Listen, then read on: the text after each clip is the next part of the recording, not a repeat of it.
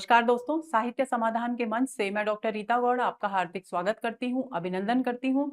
दोस्तों, पिछले सत्र में हमने मेरे राम का मुकुट भीग रहा है निबंध के शेष भाग पर, मूल पाठ पर बात की थी और हम अच्छी तरह से, उम्मीद करती हूँ कि हम अच्छी तरह से, यानी आप सभी अच्छी तरह से मेरे राम का मुकुट भीग रहा है कि मूल भाव को समझ चुके होंगे। लेकिन फिर भी ताकि वो दोहर जाए, आपकी स्मृति में ताजा रहे, हम आज के सत्र में बात करने वाले हैं उस निबंध के महत्वपूर्ण बिंदुओं की, यानी उसके सार की, और उसके बाद हम चुनिंदा कोई 10-15 प्रश्न जो केवल इस निबंध पर आधारित है उन पर चर्चा करेंगे।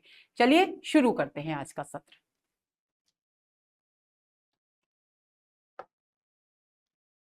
निबंध का सार। सबसे पहली बात, भारतीय संस्कृति लोक जीवन, भक्ति, प्रेम, श्रद्धा, विश्वास जैसी मूल भावनाओं की अभिव्यक्ति के साथ ही आज के जीवन की विसंगतियों और विकृतियों की ओर संकेत किया गया है।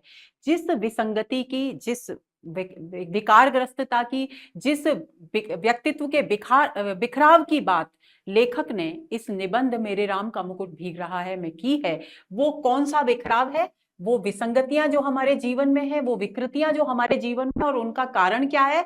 क्योंकि हम भारतीय संस्कृति को, यानी अपने सांस्कृतिक मूल्यों को भी भूल गए हैं। हम लोक जीवन से अलग हो गए हैं। हम प्रकृति के प्रति उतने संवेदनशील नहीं रहे। हमारे हृदय में भक्ति, प्रेम, श्रद्धा और विश्वास जैसी जो मूल भावनाएं हैं, जो व्यक्ति को व्यक्ति से, एक जीव को एक जीव से, एक प्राणी को दूसरे प्राणी से जोड़ती हैं, वे भावनाएं स्वार्थ के कटघरे में कैद हो गई हैं। इस बात की ओर संकेत किया है लेखक विद्यानिवास मिश्र ने। दूसरा बिंदु पर आते हैं। भक्ति, प्रेम, श्रद्धा, विश्वास वास्तविक एवं शाश्वत जीवन मूल्य हैं। जिन बृहत्तर जीवन मूल्यों की हम बात कर रहे हैं, वो बृहत्तर जीवन मूल्य मोटे तौर पर क्या हैं, जो आज के जीवन से जुड़ते हैं? वो है भक्ति भाव, प्रेम भाव। भक्ति का मतलब यहां पर हुआ समर्पण, क्योंकि बिना समर्पण के भक्ति संभव है ही नहीं।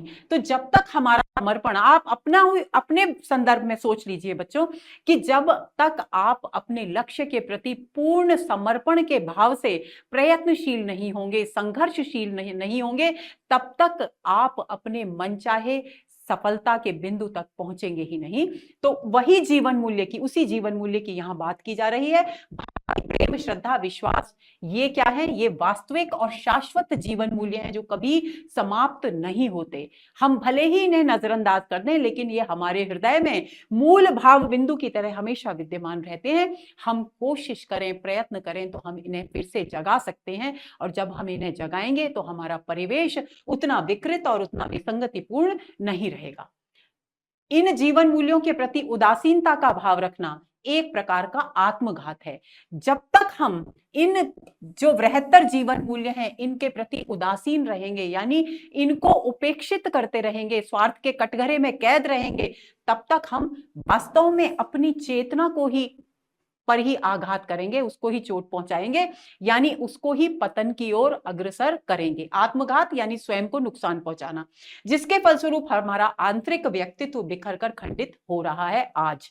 लेखक क्या कहना चाहते हैं? लेखक कहना चाहते हैं जब तक हम इन शाश्वत जीवन मूल्यों की ओर नहीं अपना कदम आगे बढ़ाएंगे, इनकी उपेक्षा करते रहेंगे, तब तक हमारे आंतरिक व्यक्तित्व में विखंडन और बिखराव की स्थिति निरंतर बनी रहेगी। ये वो बिंदु हैं दोस्तों जो श्री राम के प्रसंग के माध्यम से लेखक ने इस निबंध में सांकेतिक तौर पर अभिव्यक्त किए हैं, तो इनको ध्यान में रखना जरूरी है। आगे चलते हैं। लेखक का संकेत है कि जिस रूप में शताब्दियों से लोकमानस में राम की छवि बनी हुई है, वास्तव में वह छवि, राम का वह स्वरूप और आदर्श आज संकट में है। यानी सबसे बड़ी संकट की स्थिति क्या है, सबसे बड़ी विडंबना आज के जीवन की क्या है? कि हमारे यहाँ राम तो केवल नाम है। मैंने पहले भी कहा कि राम का स्वरूप और राम का जो आदर्श, यानी हमारे जो बृहत्तर जीवन मूल्य हैं, वे आज संकट में हैं, क्योंकि हम स्व के दायरे में कैद हैं। हम आधुनिकता, वैज्ञानिकता और व्यवसायीकरण की दौड़ में इतने भटक गए हैं, इतने खो गए हैं कि हम अपने वास्तविक जीवन मूल्यों को, वास्तविक संवेदनाओं को भूल ही गए हैं। यदि हम आधुनिक सभ्यता के फेर में पड़कर अपनी आस्था, अपने आदर्श और अपने जीवन मूल्यों को कमजोर पड़ने देंगे, तो अपने विश्वास को खंडित होने देंगे, तो हम निश्चित ही विकृतियों के शिकार हो जाएंगे। हमारी जो विकारग्रस्ता है, हमारे जीवन की जो विसंगतियां हैं, हमारे व्यक्तित्व का जो बिखराव है, उन सब का कारण यही है कि हम जीवन मूल्यों के प्रति उदासीन हो गए हैं। समकालीन परिवेश एवं उससे उत्पन्न मानवीय जीवन की संघर्षमय स्थिति का यहाँ वर्णन किया गया है। समूचा वर्तमान परिवेश लेखक ने संकेत किया है, क्योंकि निबंध की शुरुआत ही लेखक की अपनी उदास मानसिक स्थिति से होती है। तो समूचा वर्तमान परिवेश ही तनावग्रस्त है, यानी तनाव संपूर्ण परिवेश में व्याप्त है, उदासी संपूर्ण परिवेश में व्याप्त है। आज का मनुष्य न केवल उदास है, अपितु अनेक अकल्पनीय प्रश्नों से भी जूझ रहा है। या क्यों? क्योंकि वो जीवन मूल्यों को भुला चुका है। इसलिए छोटे छोटी उलझनें उसके जीवन में इतना मकड़जाल बुन चुकी हैं कि वह उनसे बाहर निकलने की कोशिश में अपने व्यक्तित्व को नष्ट किए दे रहा है। लेखक का मानना है कि नई पीढ़ी पुरानी पीढ़ी की ममता की पीड़ा को नहीं समझ पाती, यानी जो जनरेशन गैप की जो बात है, जो पीढ़ियों में जो अंतर की बात है, जिसे लेखक ने स्पष्ट किया है कि जब उनकी दादी नानी उनकी विदेश यात्रा से लौटने पर ये कहा करती थी कि मेरे लाल को कैसा वनवास मिला था, तब उनकी समझ में उनके वात्सल्य भाव की, वात्सल्य की वेदना नहीं आती थी। लेकिन आज जब उनका स्वयं का पुत्र और एक मेहमान लड़की बाहर गए हैं और देर रात होने तक लौटे नहीं, तब वे उस पीड़ा के मर्म को समझ पा रहे हैं। तो वो जो जनरेशन गैप है, वो पीड़ाओं के बीच अंतर है, उसे कभी पाटा नहीं जा सकता, लेखक का ये संकेत है। और पुरानी पीढ़ी अपनी संतान के संभावित संकट की आशंका मात्र से उद्विग्न होती है।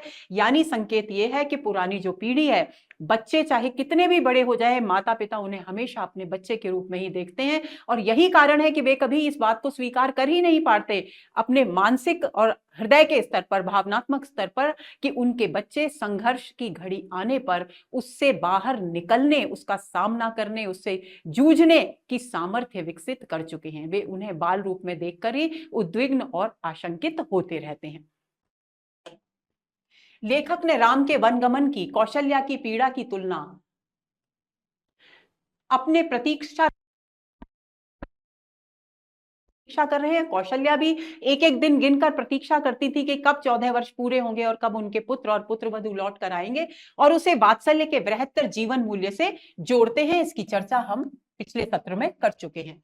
लेखक ने लिखा है कि राम जब वन गए थे तब उनके सिर पर मुकुट था, तब तथा कौशल्या को उनकी बजाय उनके मुकुट के ही भीगने की ज्यादा चिंता थी। देखिए, अब आपके मन में यह प्रश्न उठ रहा होगा कि राम जब बन गए थे तो उन्होंने राजकीय वेश तो उतार दिया था, रथ से भी वे नीचे उतर गए थे, लेकिन ये मुकुट वो मुकुट है जो भावनात्मक स्तर पर आज भी हम सबके हृदय में विद्यमान है। तो उस मुकुट की ओर संकेत कर रहे हैं लेखक कि कौशल्या के अनुसार वे युवराज थे, उनका राज तिलक होना था, उनका राज्याभिषेक होना था। तो कौशल्या की स्मृति में राम का जो चित्र था, अपने पुत्र का जो चित्र था, वो मुकुटधारी राम का था। तथा और जब वे वन की ओर चले जाते हैं, तब भी कौशल्या इस बात से दुखी हैं, इस बात से आशंकित हैं कि बरसात हो रही है तेज, उसमें मेरा पुत्र भीग रहा होगा। तो उन्हें चिंता इस बात की नहीं कि मेरा पुत्र भीग रहा है, उन्हें चिंता इस बात की है कि राम भीगे तो भीगे पर उनका मुकुट न भीग ना पाए, यानी वे जिस राह पर आगे बढ़ रहे हैं वो जीवन मूल्य खतरे में न पड़े, उसको कोई चोट ना पहुंचे।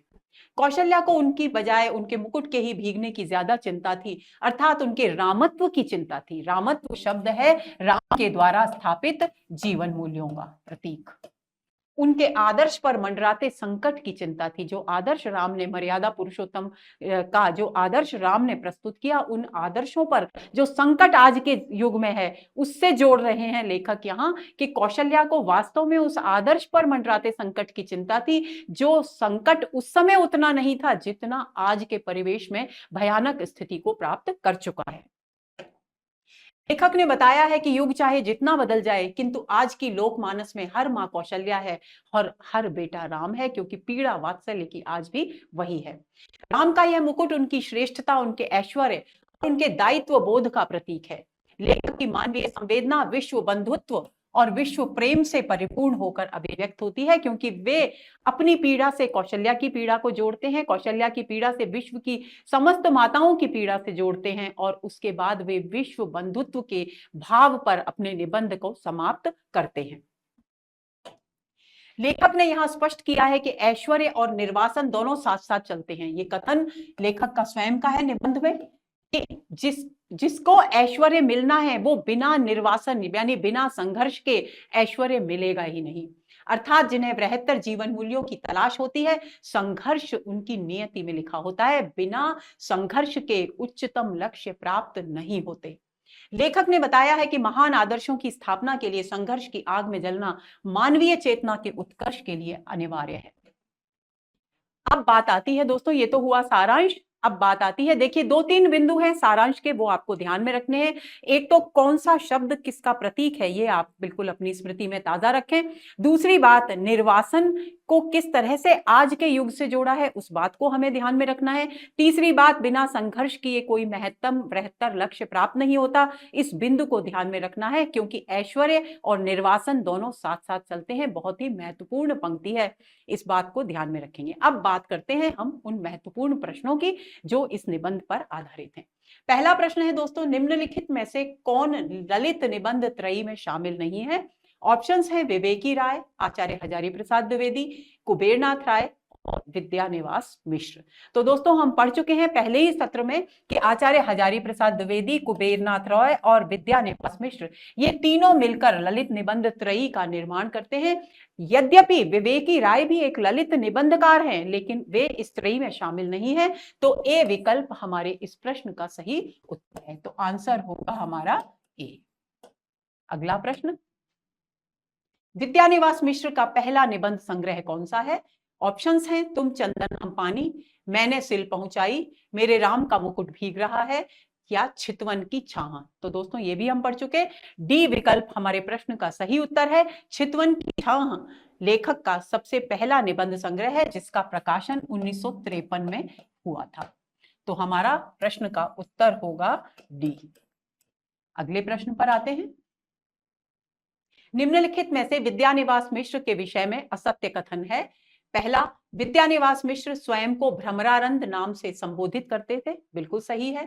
वे आचार्य हजारी प्रसाद द्विवेदी की ललित निबंध लेखन परंपरा के निबंधकार हैं, ये भी सही है।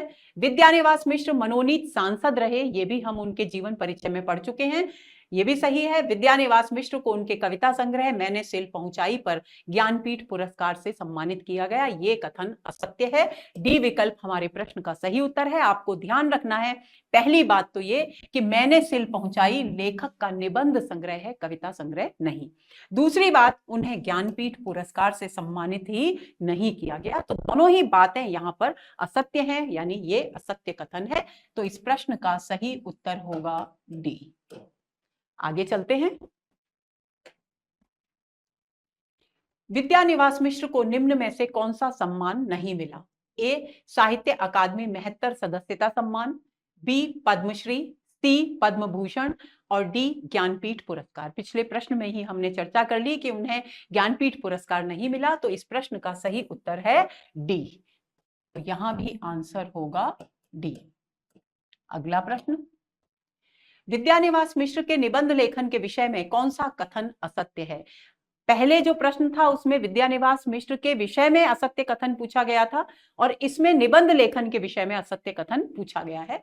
ए विकल्प है, विद्यानिवास मिश्र के निबंधों में प्राचीन और नवीन का सामंजस्य है, ये बिल्कुल सही है। कैसे प्राचीन? क्योंकि वे प्राचीन सांस्कृतिक जीवन मूल्यों की बात करते हैं और आधुनिकता के साथ उनके समायोजन की बात करते हैं, तो इसलिए प्राचीन और नवीन का सामंजस्य है।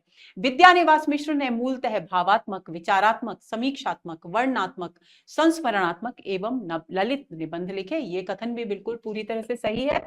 विद्यानिवास मिश्र के निबंधों में हास्य व्यंग्य शैली की प्रधानता है, ये बिल्कुल गलत कथन है। विद्यानिवास मिश्र के निबंधों में कहीं कहीं आंचलिकता का पुट देखने को मिलता है, यह कथन भी बिल्कुल सही है। यानी ये तीन कथन ए, बी और डी बिल्कुल सही हैं। सी कथन असत्य है। तो इस प्रश्न का सही उत्तर होगा सी।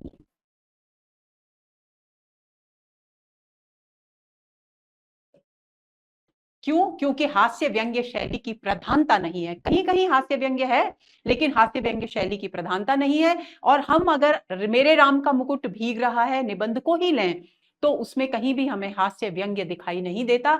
हाँ, आंचलिकता का पुट अवश्य दिखाई देता है, क्योंकि उस निबंध का मूल आधार ही एक लोकगीत है। तो ऐसी स्थिति में सी हमारे इस प्रश्न का सही उत्तर है। आंसर होगा सी। अगले प्रश्न पर आते हैं। विद्यानिवास मिश्र के निबंध संग्रह रहीमन पानी राखिए में किस प्रकार के निबंध संकलित हैं? ऑप्शंस हैं, ए जीवन मूल्यों से संबंधित निबंध, बी प्रकृति परक निबंध, सी पौराणिक निबंध और डी जल पर आधारित निबंध। तो दोस्तों, रहीमन पानी राखिए से ही स्पष्ट हो रहा है, तो जल पर आधारित निबंधों का संग्रह है ये। तो आंसर हमारा इस प्रश्न का होगा डी। अगला प्रश्न, मेरे राम का मुकुट भीग रहा है निबंध की विषय वस्तु का मूल आधार क्या है?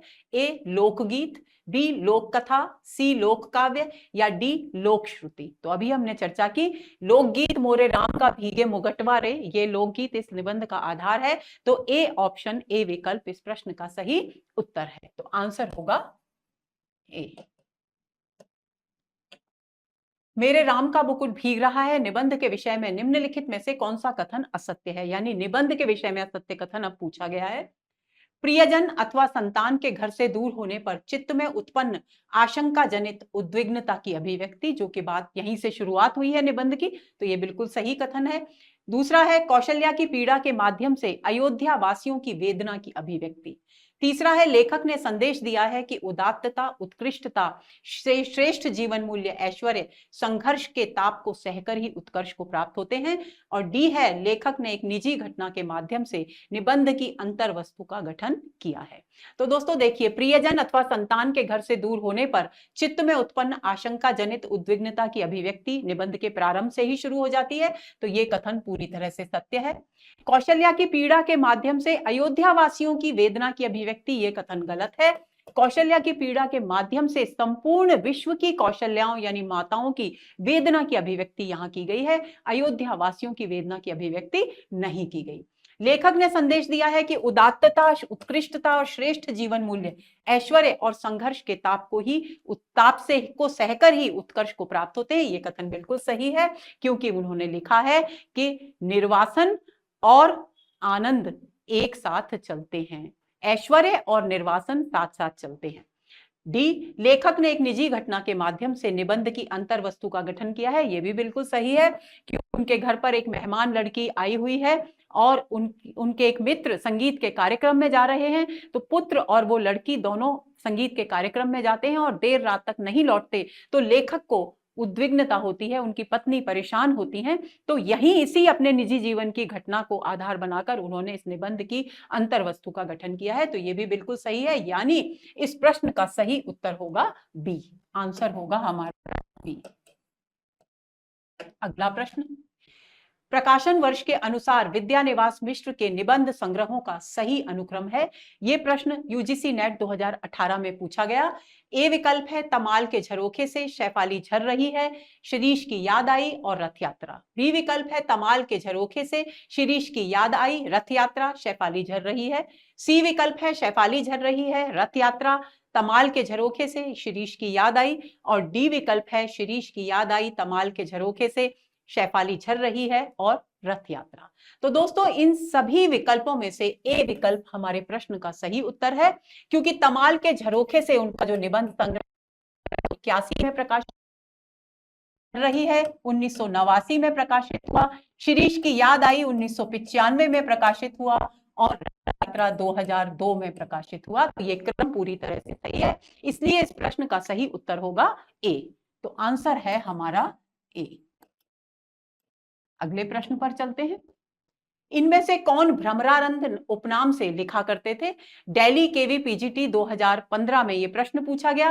विद्यानिवास मिश्र, बाल मुकुंद गुप्त, विश्वंबर नाथ कौशिक या कुबेर नाथ राय। तो दोस्तों, हम पढ़ चुके हैं, ए विकल्प इस प्रश्न का सही उत्तर है। विद्यानिवास मिश्र स्वयं को भ्रमरानंद कहकर के पुकारा करते थे और भ्रमरानंद के पत्र, भ्रमरानंद के पचड़े, इस नाम से उनकी कृतियां भी हैं।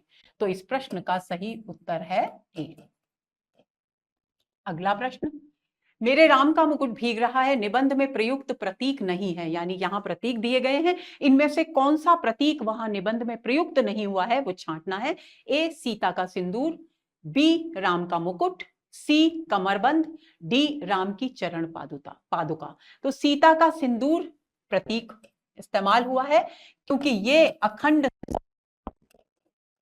का प्रतीक है,